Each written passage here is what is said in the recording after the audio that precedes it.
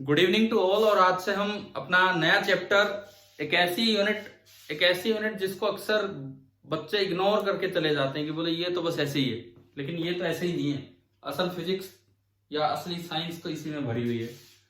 बाकी तो ठीक अपने टॉपिक पढ़ते रहते हैं, लेकिन जो काम की साइंस है वो तो यहाँ है। ये प्योर फिजिक्स भी हम नहीं कह सकते, एक साइंस का ये चैप्टर है, ये लगा लो, सोर्सेज ऑफ एनर्जी। ठीक है, आपकी जो एनसीईआरटी टेक्स्ट बुक है, कौन सा चैप्टर है इसमें? चैप्टर नंबर एनसीईआरटी बुक में कौन सा चैप्टर है, देखना एक बार।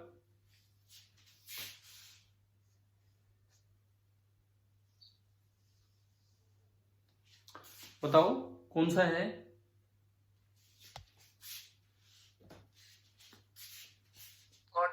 14। ठीक है, तो चैप्टर 14 मतलब एटलीस्ट ये और भी कहीं से नहीं तो वहां से तो पूरा करना ही करना है, अच्छे से पूरा करना है। ठीक है, अभी तो हम शुरुआत करते हैं इस चैप्टर की। तो सबसे पहली चीज आती है नोट्स इसके ठीक ठाक बनाना, अच्छा चैप्टर है, ढंग से बनाना। सबसे पहली चीज आती है कैरेक्टरिस्टिक्स। अब देखो कैरेक्टरिस्टिक का क्या मतलब है। जैसे एक तो है कि characteristics of a good fuel, वो एक अलग चीज है।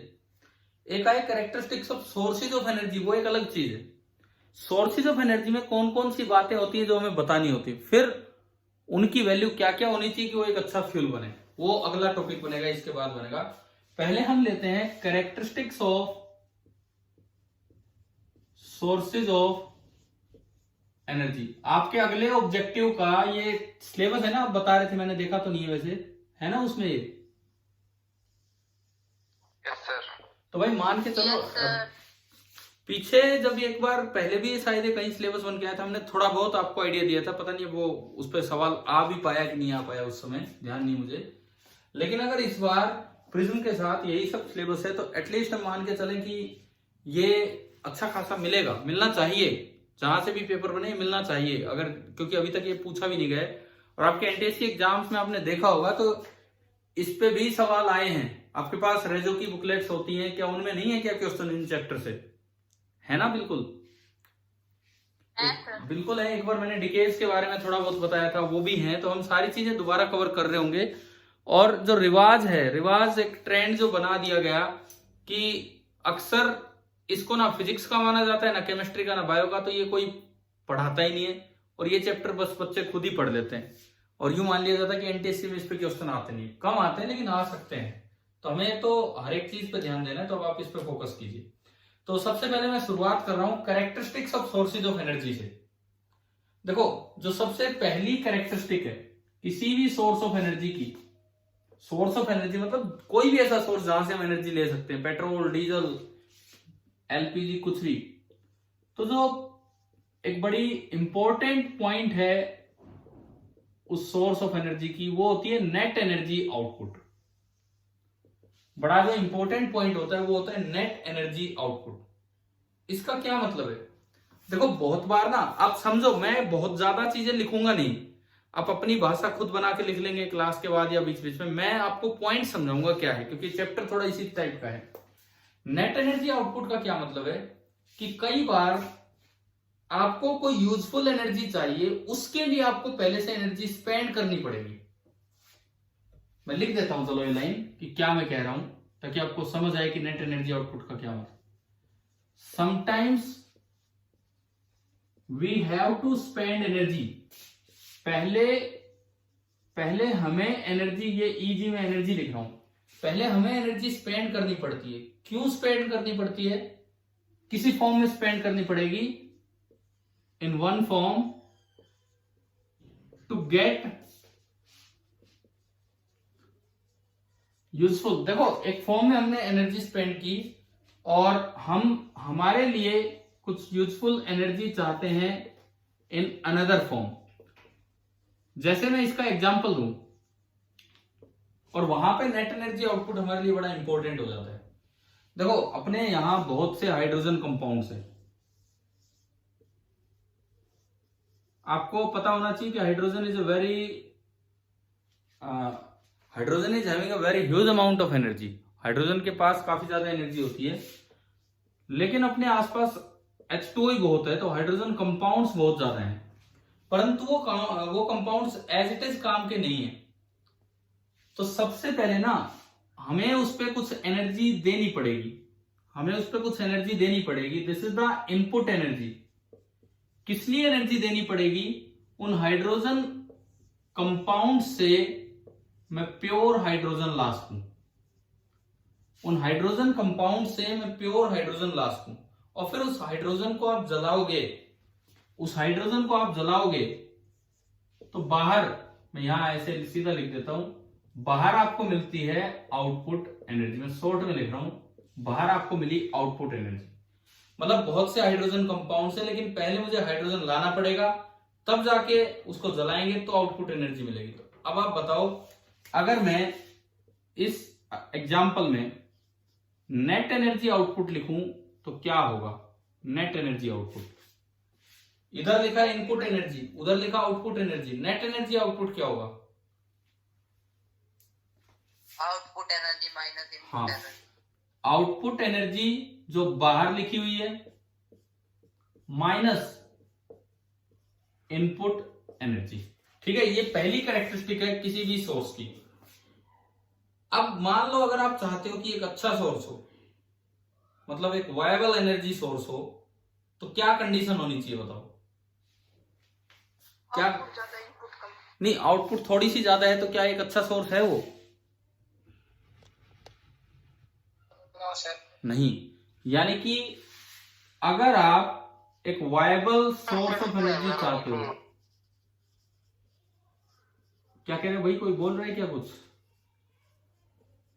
तो जो आउटपुट एनर्जी है that should be very very much greater than input energy. Large difference होना चाहिए, तब जाके एक अच्छा सोर्स ऑफ एनर्जी बन पाएगा। गुड सोर्स ऑफ एनर्जी पे हम आगे चलेंगे, अभी तो हम ये वाला पार्ट पढ़े। आप बताओ कि पहला पॉइंट समझ में आया? Characteristic of source of energy हम पढ़ रहे हैं। सबसे पहली कैरेक्टरिस्टिक ये पूछी जाती है कि उस सोर्स ऑफ एनर्जी का एनर्जी आउटपुट नहीं बल्कि नेट एनर्जी आउटपुट कितना है। जैसे मान लो सपोज आप कोई दुकानदार हो, आप दुकानदार हो, कोई आदमी कहे कि मैंने यार दिन भर में ना 1000 रुपए का सामान बेचा है। ठीक है, अब मैं दुकानदार नहीं हूं तो मुझे आइडिया नहीं है एग्जैक्टली क्या कितने का अमाउंट बिकता है कितना का नहीं। मान लो दिन भर में मैंने 1000 रुपए का सामान बेचा है, तो क्या मैं 1000 रुपए कमा गया उस दिन? नहीं कमाए ना। हो सकता है कि मैं 600 रुपए का वो सामान खरीद के लाया था, 600 रुपए मैंने लगाए थे, 1000 का बेचा, तो मेरी नेट आउटपुट जो मुझे मिला है वो कितना मिला है? 400 रुपए वहां से, है ना। तो यही चीज यहाँ पे धीरे धीरे बच्चे आते जा रहे हैं, और इतना लेट क्यों आते हैं?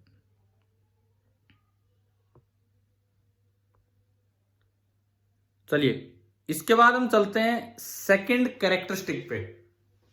फर्स्ट कैरेक्टरिस्टिक होने के बाद अब देखो दूसरी चीज जो उसके बारे में पूछी जाती है, उस सोर्स ऑफ एनर्जी के बारे में जो दूसरी चीज हमसे पूछी जाएगी, that point is steady availability.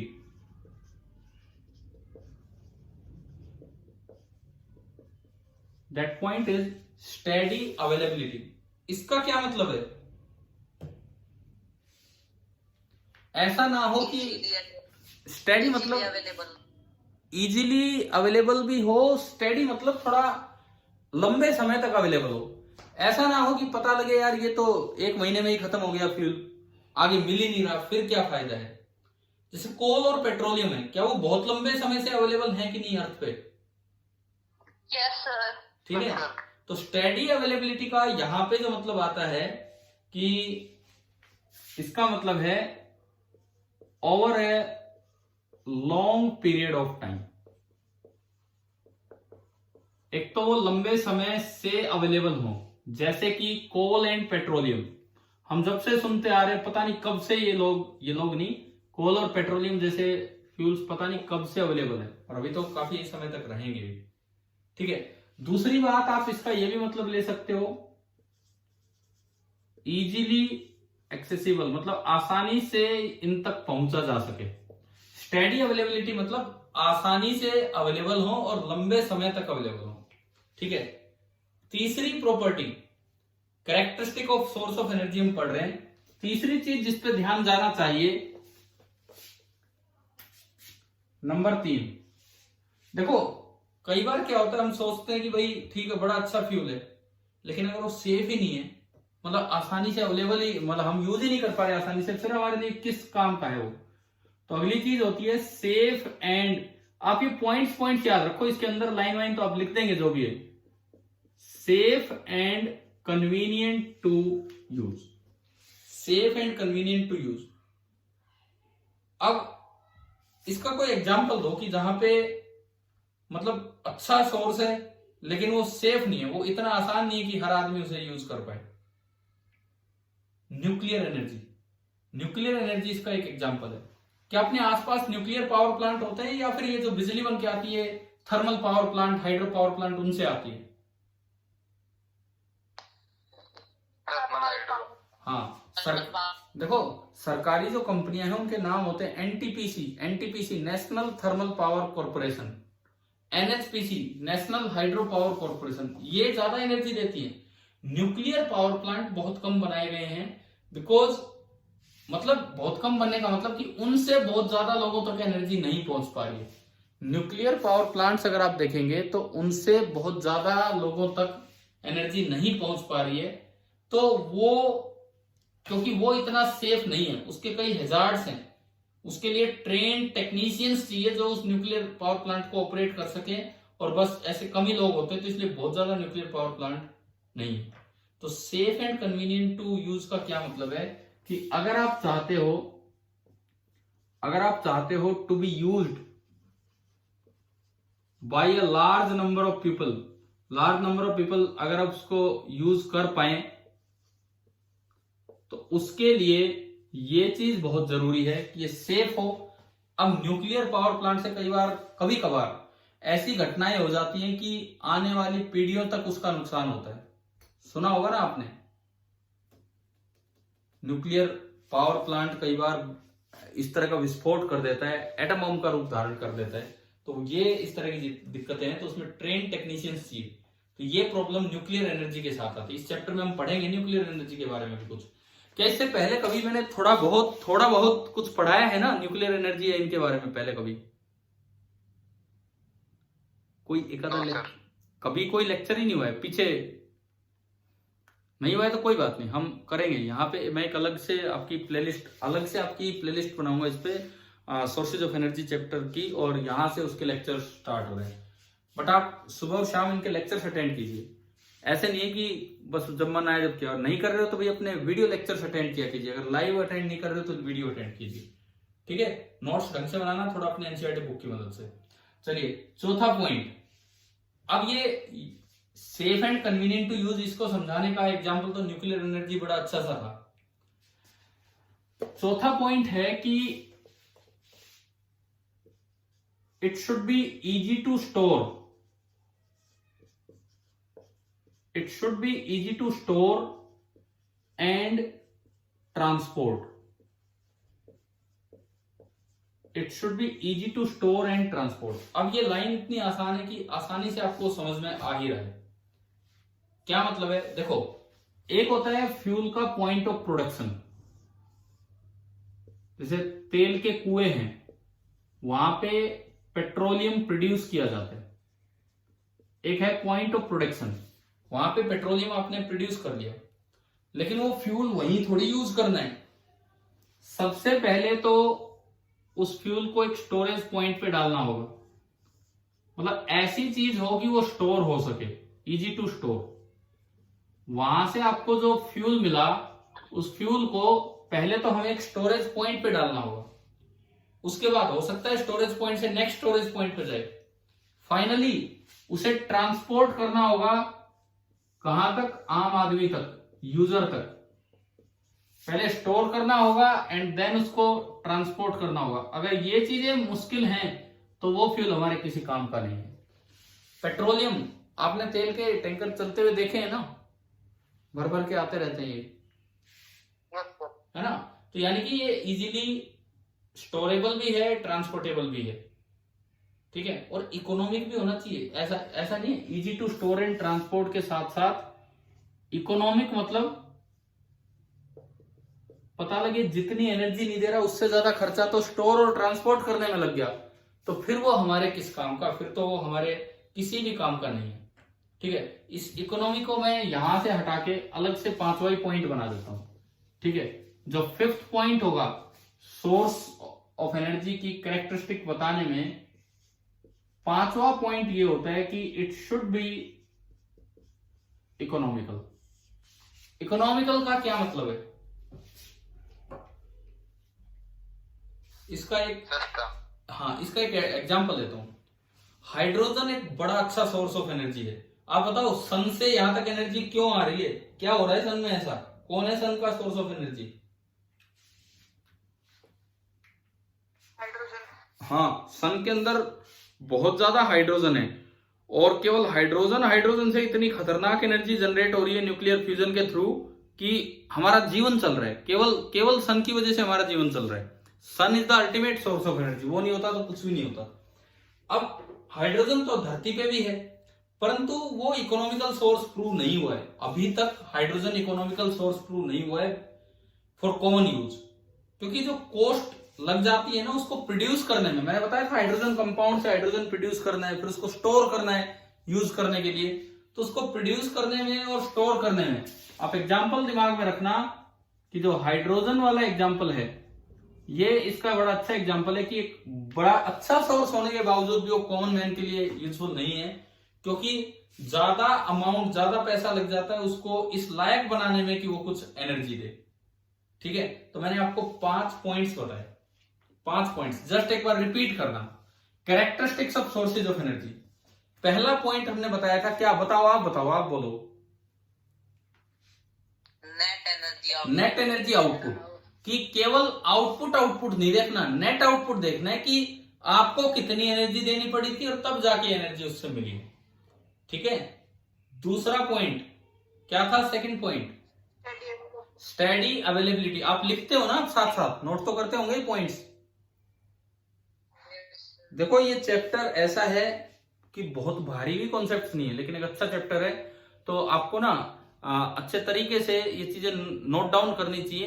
आप इसको कैसे भी एक्सप्लेन करो, लेकिन अपने नोट ढंग से कीजिए, ये चीज होनी चाहिए। स्टेडी अवेलेबिलिटी, आसानी से अवेलेबल हो और लंबे समय तक अवेलेबल हो। तीसरा पॉइंट क्या था,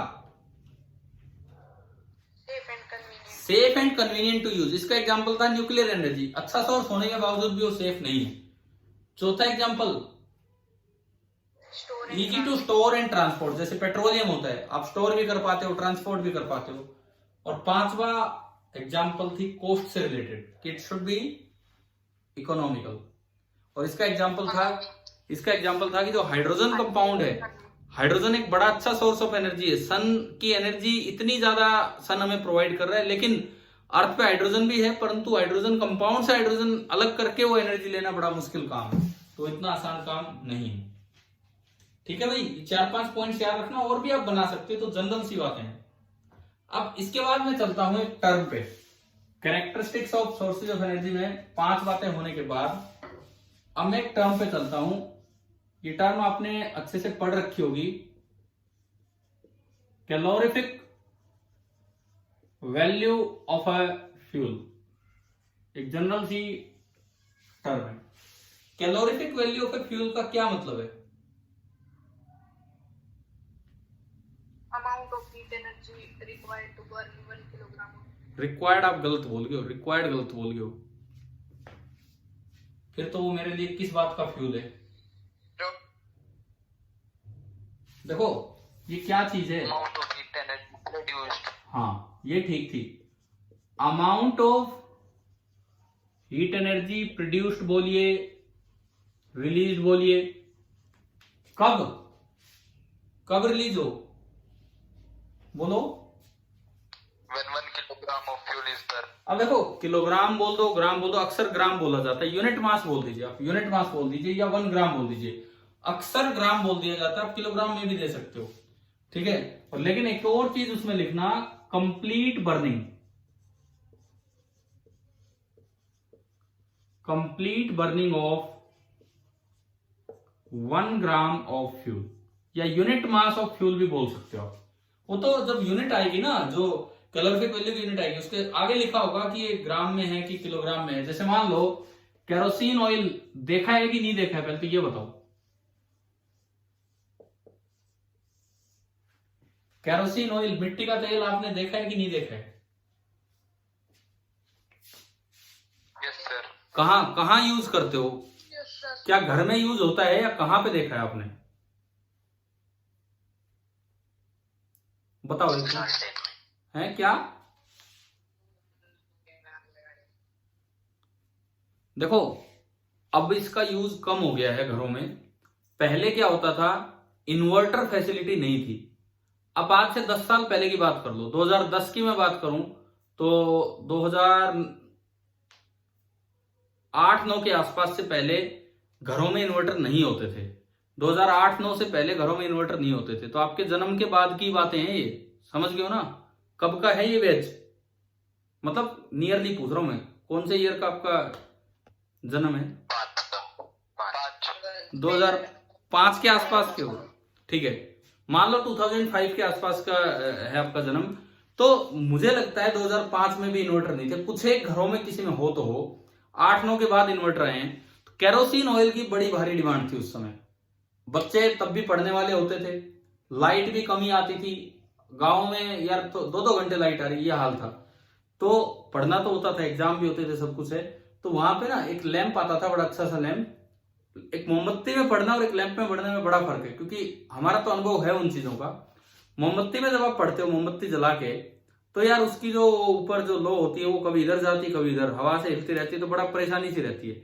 लैंप में एक स्टेबल सी चीज दिखती है। लैंप में देखा है, लैंप ग्लास का कवर सा रहता है, उसके बाहर ट्रांसपेरेंट ग्लास, और उसके नीचे उससे ना एक स्टेबल और अच्छी रोशनी बनती है। लैंप में अच्छा पढ़ा जाता है, और पढ़ा जाता था, अब तो कौन पढ़ता होगा। उसके नीचे ना एक डब्बा सा रहता है, उसमें केरोसिन ऑयल डालते थे, और तब वो लैंप बर्न करता था, मतलब केरोसिन ऑयल बर्न होता था और वो लैंप जलता था, और काफी अच्छी रोशनी उससे हो जाया करती थी। उसके बाद फिर क्या आने लगे, मैं आपको थोड़ा सा बताता हूं। उसके बाद आने लगे वो गैस सिलेंडर, छोटे गैस सिलेंडर, छोटे गैस सिलेंडर आए। क्या कह रहे हो? कोई बोला था बीच में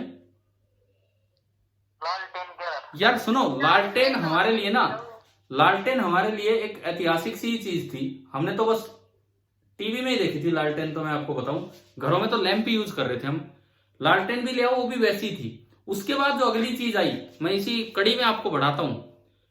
एक मोमबत्ती थी। मोमबत्ती के बाद लोग एक चिमनी बनाने लग गए। उसमें क्या करते थे, वो बड़ा बड़ा बकवास सिस्टम था वो।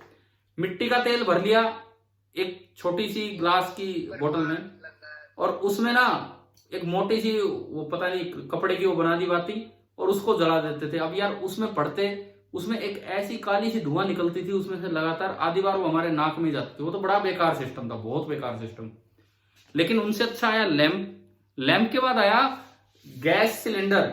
एक छोटा गैस सिलेंडर आता था, और उसमें ऊपर क्या बोलते थे उसको, पता नहीं क्या बोलते थे, मेंटल बोलते थे कि क्या बोलते थे, उसमें मेंटली बोलते थे शायद। बीच में उसके लगा दो तो एक अच्छी सी रोशनी हो जाया करती थी उससे, ये था। देन उसके बाद आई इमरजेंसी लाइट। हो सकता है किसी के घरों में अब भी रखी हो। उसमें ना दो वर्टिकल सी रोड लगी रहती थी, और ट्यूबलाइट, छोटी ट्यूबलाइट की तरह वो इमरजेंसी लाइट होती थी। वो चार्ज भी हो जाया करती थी, और फिर आप ऑन कीजिए, डिस्चार्ज। एंड देन आए इन्वर्टर। तो इस तरह काम आगे बढ़ा है। तो मैं तो कहीं था कहीं पहुंच गया। केरोसिन ऑयल की हम बात कर रहे थे, जिसकी इंपॉर्टेंस पहले बहुत ज्यादा थी।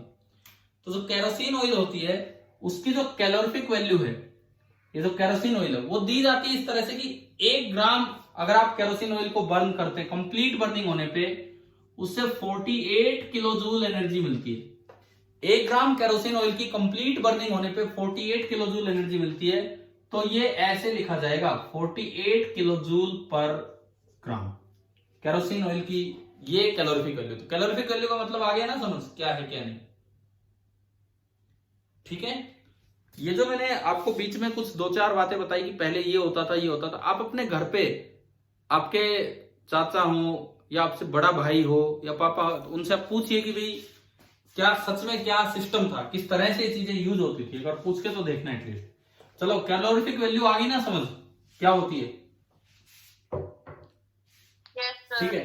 अब यहाँ पे जैसे एग्जाम में क्वेश्चन आ जाए, हमने तो पढ़ लिया characteristics of sources of energy, ठीक है। एग्जाम में क्वेश्चन आ जाए कि what are the characteristics of a good fuel, ये सवाल आ जाए इतना होने के बाद, तो उसका क्या आंसर देंगे आप? High calorific value. आते हैं, एक मिनट में बीच में इसको को ठीक करने लग गया था। देखिए सपोज क्वेश्चन ही यूं आ गया कि राइट द कैरेक्टरिस्टिक्स ऑफ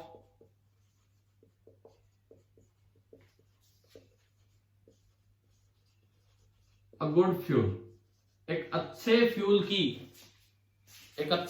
की आप कैरेक्टरिस्टिक्स बताओ। इसने सोर्सेज ऑफ एनर्जी के बारे में जनरल नहीं पूछा, तो पहली कैरेक्टरिस्टिक वैल्यू बच्चे ने बोल भी दी है, सही है, वो कोई सीक्वेंस नहीं है। आपने बोला कि सबसे पहली बात क्या होनी चाहिए उसकी,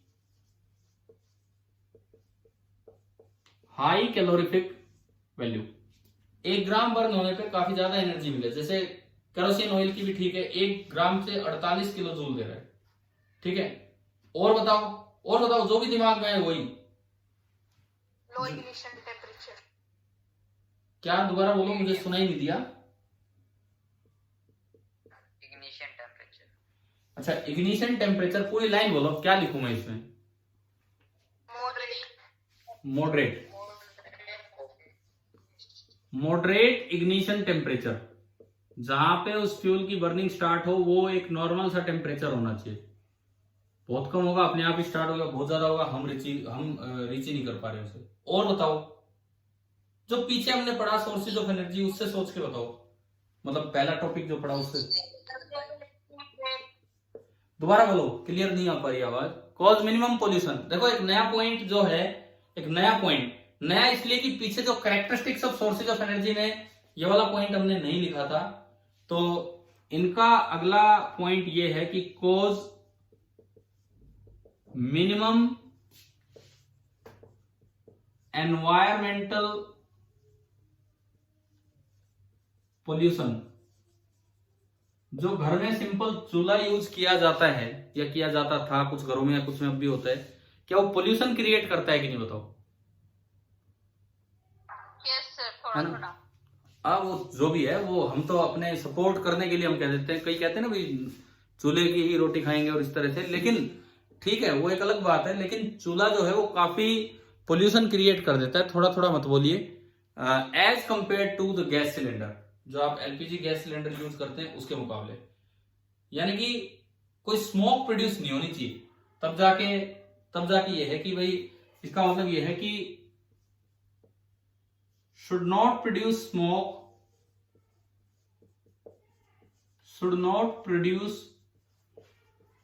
smoke on burning, या बड़ी थोड़ी सी प्रोड्यूस हो। अच्छा और बताओ, और कुछ सोच के। Available on cheap rate. मतलब इकोनॉमिकल, अवेलेबल रेट की बात हम कर रहे हैं तो it means it should B economical. एक पॉइंट और बता दो, चलो कोई, हमने अभी तक शायद उसकी अवेलेबिलिटी की बात नहीं की है ना? Should be easily available. तो इन बातों में वही बात रिपीट होके आ रही है, बस एक जो नया पॉइंट जो आया है यहाँ पे, जो पिछले उस टॉपिक में नहीं आया था, वो ये है कि it should cause minimum environmental pollution. इस तरह का क्वेश्चन आएगा तो लिख दोगे ना आप, कर ही पाओगे क्या है क्या नहीं। Yes, sir. अब मान लो आप एक काम करो, अगला सवाल मैं आपसे दो एग्जाम्पल मांग रहा हूं, 2 एग्जाम्पल्स ऑफ, पहला है सॉलिड फ्यूल, ये तो कॉमन आप अपने आसपास देख के बताओगे। दूसरा है लिक्विड फ्यूल,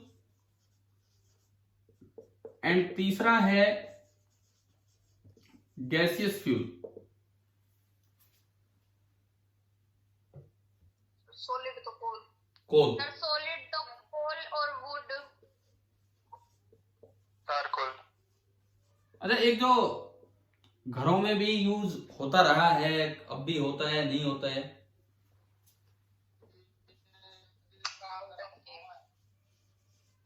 काऊ ही जरूरी है क्या? बफेलो नहीं चलती यस सर, उसमें? एनिमल। ठीक है, किसी के घर में गाय है, किसी के घर में भैंस है। हिंदी में क्या बोलते हैं इसको? हिंदी बताओ इसकी आप। ठीक है, ठीक है, ठीक है। जो उपले होते हैं वो, मतलब हमने 2-3 एग्जाम्पल दे दिए। ठीक है, चारकोल भी आप बोल सकते हो, चारकोल भी इसी का एक एग्जाम्पल है। चलिए इस पे आओ, लिक्विड फ्यूल। पेट्रोलियम। हाँ, केरोसिन एक तो हमने अभी लिखा ही था। केरोसिन, पेट्रोल, डीजल, बहुत है यार, 2 ही मांगे हैं, 2 ही मांगे ऊपर। और गैस फ्यूल, एलपीजी, सीएनजी। ठीक है, LPG, compressed natural gas, biogas, ये सब गैस फ्यूल्स हैं। ठीक है, एटलीस्ट हमें एग्जांपल्स पता होने चाहिए। अब आप, मैं आखिरी पॉइंट बस बता रहा हूं क्योंकि टाइम भी पूरा होने वाला होगा शायद क्लास का। कितनी देर बची, एक बार देख के बताओ आप मीटिंग की। 5 मिनट। ठीक है, सुनो, 4 मिनट 28 मिनट। अरे बस सुनो, कई बार क्या होता है, जब फूड की न्यूट्रिशन वैल्यू है, न्यूट्रिशनल वैल्यू, वो हीट करने से खराब होती है, खत्म होती है, लॉस हो जाता है उसमें कुछ। तो उससे बचने के लिए क्या चीजें आजकल चल रही हैं? तीसरा सवाल मैं लिखता हूं, तीसरा सवाल मैं लिखता हूं कि what should be use, what should be we use to preserve या to protect the nutritional value of food while heating?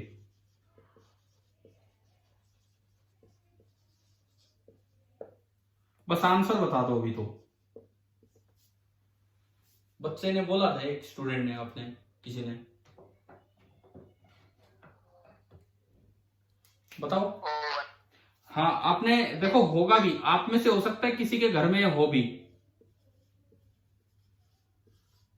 सुना तो है ना ये? Yes sir. माइक्रोवेव ओवन आप में से है किसी के घर में? ये बताओ पहले तो मुझे। Yes sir. ठीक है, क्या, लेकिन मेरे घर में नहीं है तो इसलिए मैं पूछ रहा हूं किस तरह वो काम करता है, किस तरह। मैं उसकी फिजिक्स तो मैं बताऊंगा, आप ये बताओ, कोई चीज उसमें गर्म करनी हो, किस तरह से, क्या होता है उसमें? एक रोड चलती है सर। हीट रोड चलती है।